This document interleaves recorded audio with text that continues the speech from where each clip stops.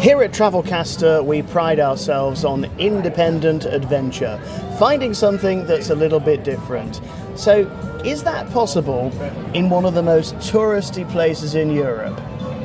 Welcome to Travelcaster, the travel pod that takes you there.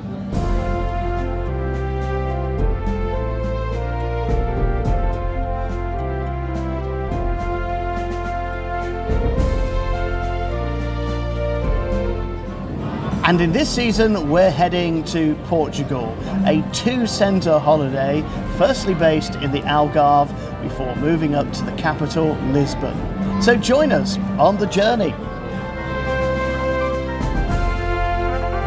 This is Travelcaster. This is Travelcaster. This is Travelcaster. This is Travelcaster. The travel pod that takes you there.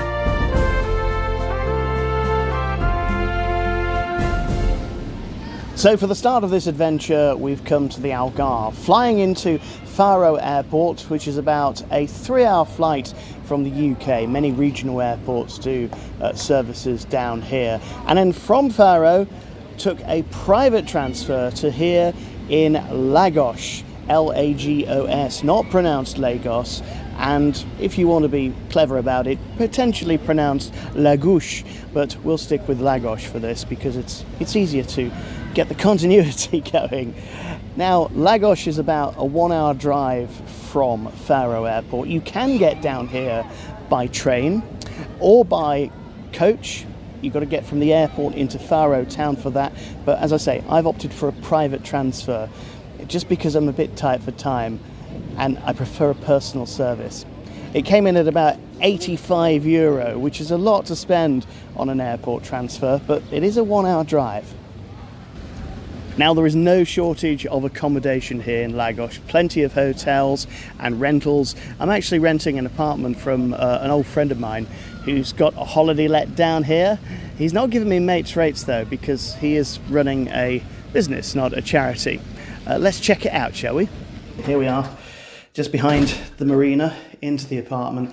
And this is enormous, actually. It's too big for me. I should have brought some friends, except I don't really have any. But we've got a huge kitchen in here, a lovely sitting and dining room. And yes, out here, the balcony, which, yeah, in fairness, does overlook the traffic on that side. However, I know the secrets of this place. And if I come around several postcodes later to the bedroom, we've got another balcony, and I can just open this. And behind that hedge is a pool, which the apartment has access to. Can't see the pool from where I am, but you can hear it. I think I'm going to enjoy myself here. So finding your way around Lagos is fairly simple. It's a medium-sized town, but as long as you bear in mind that it's divided in two by the estuary, you can't go far wrong. In other words, navigate to and from the water to wherever you're going. We're starting at the bus station, which is just across the road from the footbridge that goes over the harbour into the marina area, more of which a little bit later. But here, as we walk across the road, very busy actually, we come to the waterfront, and all around us are stalls selling trips on the water. There's loads to choose from, far too many to mention here at Travelcaster, but basically they're all pitching for variations of the same trips, day and night, by the way. In the water, a lot of those tourist boats are going back and forth under the bridge. And out in front of me, to the left-hand side of the estuary, quite a bit of development of buildings going up. And to the right, the main Lagos town itself. So let's see what it's got to offer.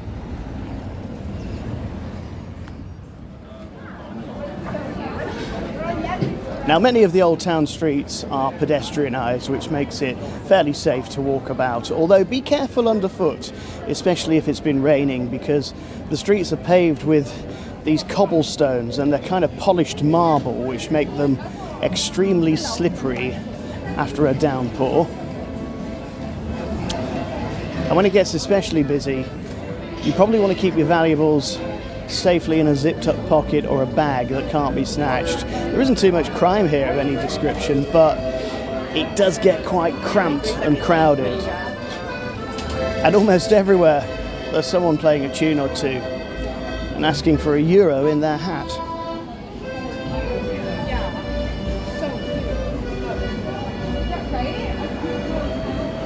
Now, like much of Europe, Portugal has a thriving cafe culture. It's really nice just to sit away from the traffic in a cafe like this, watch the world go by, and have your coffee and cake.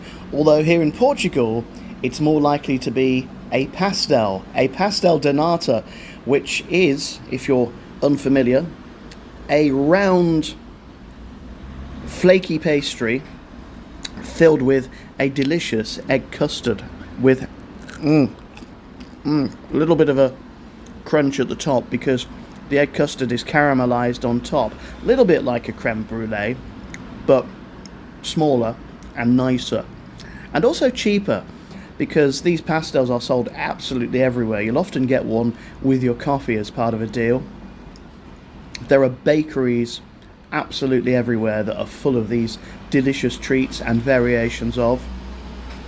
And more widely, cafe culture is to be celebrated here in Portugal because it's really good value for money.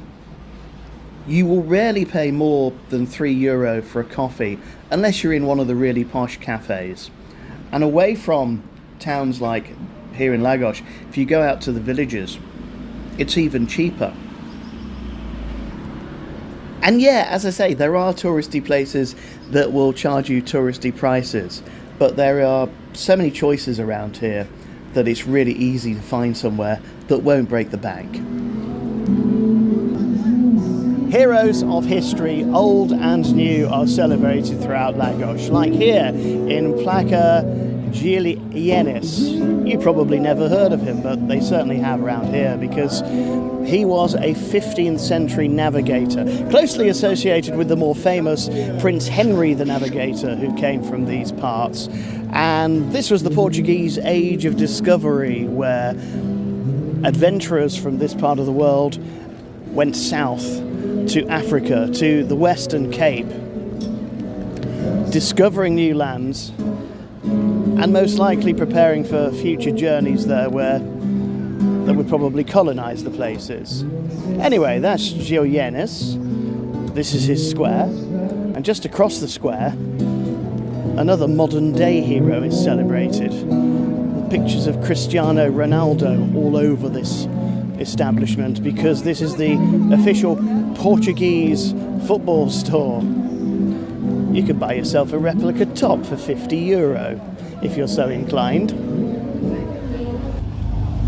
Once you've had your fill of the stalls selling you boat trips on the waterfront, there are the stalls selling you everything else here. There are clothes, there are ceramics, there are leather bags, and everything with the name Portugal or Lagos on it. This is an outdoor market, happens every day here, and it's where you want to go if you want those tacky souvenirs. But if you really want to see the fruits of Lagos's labour, you need to come across the road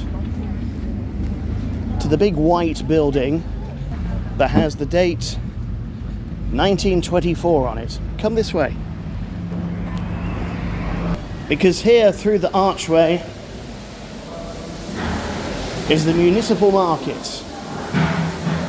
And if you want to know why Lagos is famous for its seafood, you need to come here, because there are stalls selling fish of all descriptions.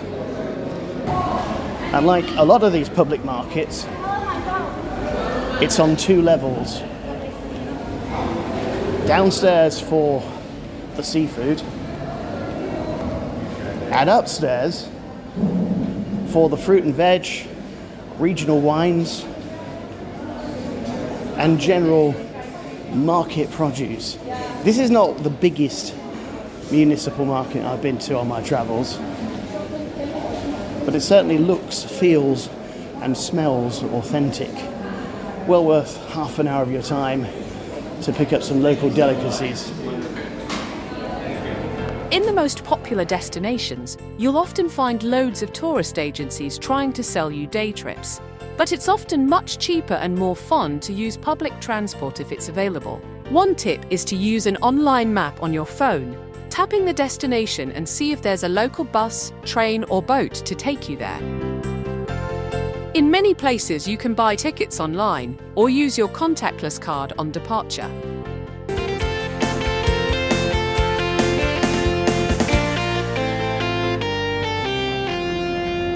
Now, one thing that Lagos boasts is miles and miles of beaches.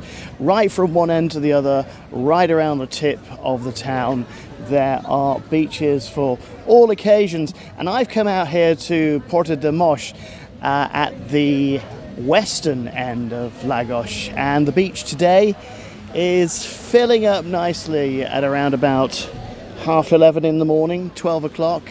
The beach bars are already open. The sun is shining, and thankfully it's not quite as hot as it has been. And that's a good thing for me today, because I'm not lying about on this beach. I don't do that. I'm off for a walk. Well, I'd taken the number 2 bus down here to Porto de Mos, hoping to climb up onto the cliffs and walk back right into Lagos, but unfortunately the cliff path is currently closed. Despite there being directions on the map and everything, I was told that it was unstable. So what this requires now is a steep road detour to try and get back onto the coast path. Not ideal, but there we go. As I said, it's a bit cooler today. The local man sitting on the steps at Porto de Mos was very, very strict about it. He said, you can't go on the cliffs, they're too unstable. You have to go up the road and join further along. So that's what I did. And yeah, it was a steep 15-minute walk, but I took the next available road out towards the coast, avoiding some very swanky hotels. And here we are on the coastline of the Algarve, the very southern tip of the Algarve. And before me I can see sandstone cliffs going down into the turquoise waters of the Atlantic Ocean. There's a catamaran, there's a tall ship sailing boat, and apart from that, some beautiful deserted heathland on this cliff top. And it's strange because all of the guides that I read said, don't come here in the middle of the day, it's far too busy.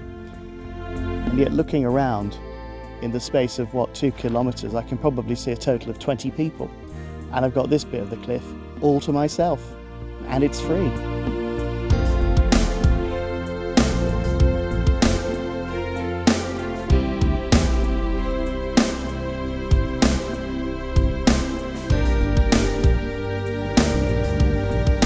Well, there are plenty of little rocky paths along those cliffs to keep me distracted for about 45 minutes or so until I've come here to the main attraction. This is the Ponte de Piedade, a spectacular formation of rocks and outcrops and sea stacks and little grottos and beautiful, beautiful surroundings. Apart from that is the massive increase in people, because yes, as soon as we came away from the cliff path and onto the more touristy bit, yes, it got more touristy, and there must be about 300 people around me now, so the guidebooks were right in the end. However, that's not spoiling the view too much, because there are still little bits of outcrops that you can just get to yourself and look down. And right now below me I can see this exquisite green lagoon that's got a couple of kayaks in it, and looking over the lagoon are people on the rocks taking photos, having a selfie. There are some rather adventurous people who've climbed up to one of the highest points of the pont here to get the best photos. It's not recommended, and it's got to be a bit dodgy underfoot, but still, you do you and I'll do me. And by the way, if you've taken the walk all the way from Porto de Mos up here, you'll be thirsty. And that's fine, because there's a nice cafe restaurant here where you can sit and have a cold drink or have an ice cream to take away. Time now for some Travelcaster tips if you're doing day trips from Lagos. The local buses here are really good. They run fairly frequently to all parts, and the number 2 route is perhaps going to be your favourite if you're going to do a bit of beach hopping, because it serves most of the beaches from west to east, buses running every hour or so during the daytime. One thing to bear in mind though, unless you have a travel pass, you're going to have to pay in cash. The fares though, dead cheap, £1.60 for a one-way. You can buy an Algarve pass for €40, but that's really only going to be useful if you're continually travelling around the region. I'd suggest just pay as you go on the buses. The timetables are there at every stop and they're available online. Just do bear in mind though, during the high season the buses can be subject to delays. A lot of traffic in this area and a lot of people using them.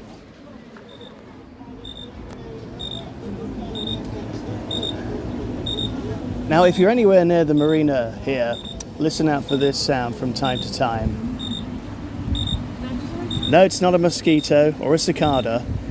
It's the sound the bridge makes when it's up, because as well as small boats, there are very tall boats that use this marina, a lot of them carrying many of the tourists. And from time to time, if you're walking over the footbridge, this sound will go off and the bridge comes up, so you got to wait. It's like the world's most tedious pedestrian crossing. Here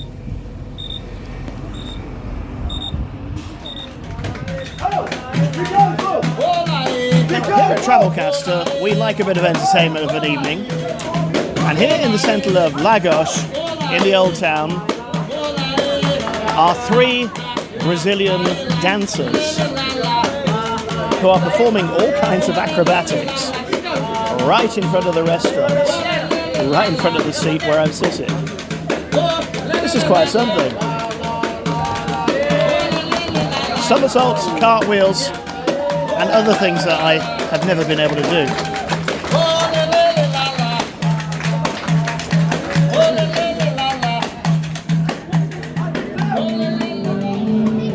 Now, about 2 blocks away from the main roads in Lagos, you will find this, Praça de Luís Camões, named after one of Portugal's most celebrated poets. Although this place has been called several things over the years, it was originally built to honour those killed in the war. There's a memorial here, and in the very place where we saw those Brazilian dancers earlier, there's always a performance going on. Right now, it's a chap with a cello. Sounds quite good, doesn't he?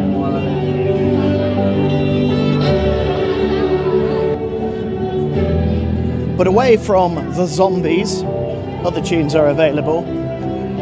It's something quite nice, because if you go into the corner of the square, you'll see this beautiful stairway and a pink building on the side. And if we walk up to it, there's a lovely bar I want to show you.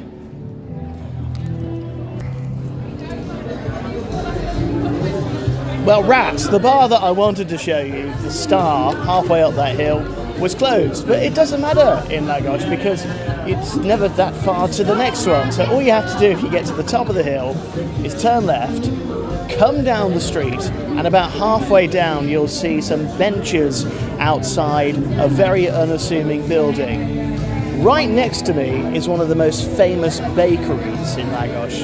And in front of me is the Calypso Bar. Come this way, because inside there's really good music. Well, there is if you like the 80s, and great cocktails. Or regular beer too. That ain't working. That's the way you do it. You play the guitar on the empty. Now, once the old town has filled your desires, head back across the bridge, yes, the one that opens up from time to time and leaves you standing there for 15 minutes, and take yourself here to the marina. It is a beautiful setting, especially at sunset. There's bars and restaurants spread across 2 floors of all types of food and cuisine, and all types of entertainment. Some live music going on tonight in one of them, and it's just the perfect place to watch the sun go down, sip a cocktail, and watch the world go by. At the southern end of the old town, you're going to emerge back here onto the waterfront.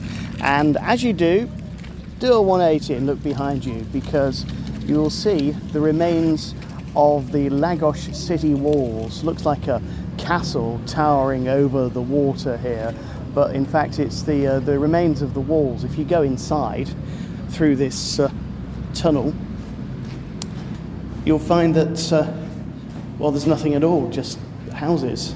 Although to the left there's an area that says military zone, and there's a